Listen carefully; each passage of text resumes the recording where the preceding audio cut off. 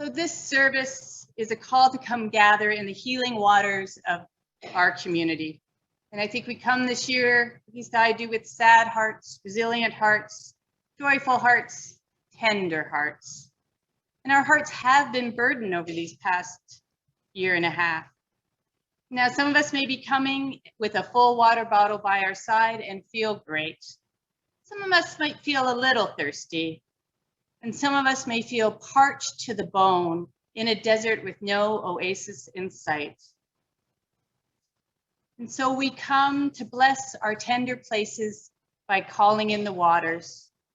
We call in the waters so that we might cry good and salty tears, make nourishing soup, wash the dust off our clothes, and irrigate the seeds we have planted, so that we may drink of the waters, bathe in water, washing ourselves clean, literally renewing ourselves.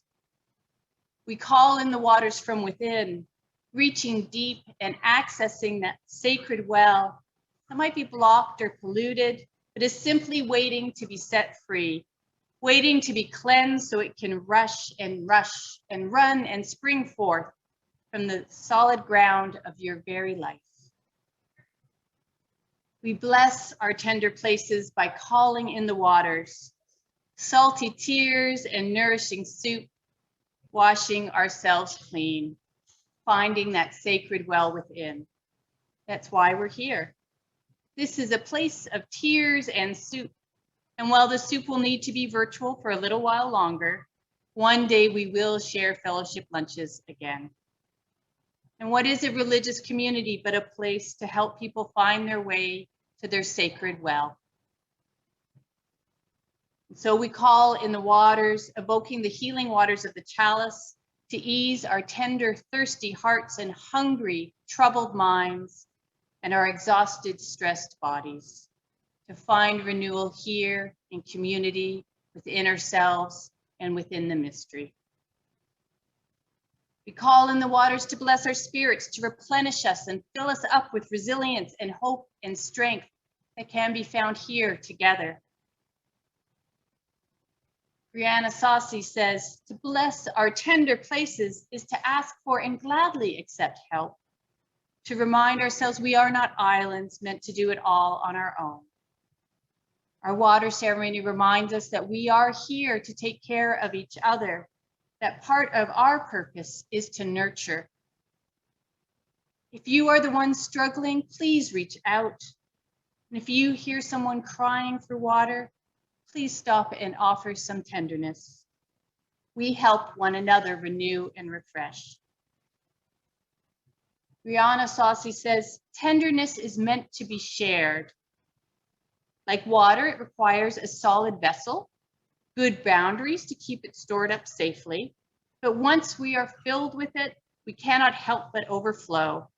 And the overflow happens in many ways, through laughter, through touch, through creative work, vibrant dance, through helping each other. We bless our tender places by calling in the waters. Be tender with yourself. Offer tenderness to those near you. Tenderness is no small thing. It is, in truth, the source of the greatest strength. It is not a weak spot or a pain point to be covered up, but a signpost directing you towards the sacred well, the source of life. Now, that sacred well might look different to each of you. Might be your connection to the divine, it might be your family, might be a creative practice, being in nature, it might be this community. I encourage each of you to consider what your sacred well looks like. What brings you alive? It might be kids on tricycles. And I need that reminder that tenderness is no small thing. In a world that prizes toughness, I think tenderness helps us more in the long run. It keeps us close to each other and the source of our life force. When you feel tender, you feel the world. So as Sosi says, anytime your skin feels shrunken and life feels too dry, relationships too brittle, and your broken places too yawning and jagged, remember what lessons tenderness has to teach you about your own hardiness, your own deeply resilient nature. When you are in need, bless your tender places and call forth the waters. Call forth those salty tears, the nourishing soup. Find your sacred well. And as we continue into this uncertain fall, learning how to be together in these new ways, may each of us find our tender places cared for. May each of us share our tenderness with others.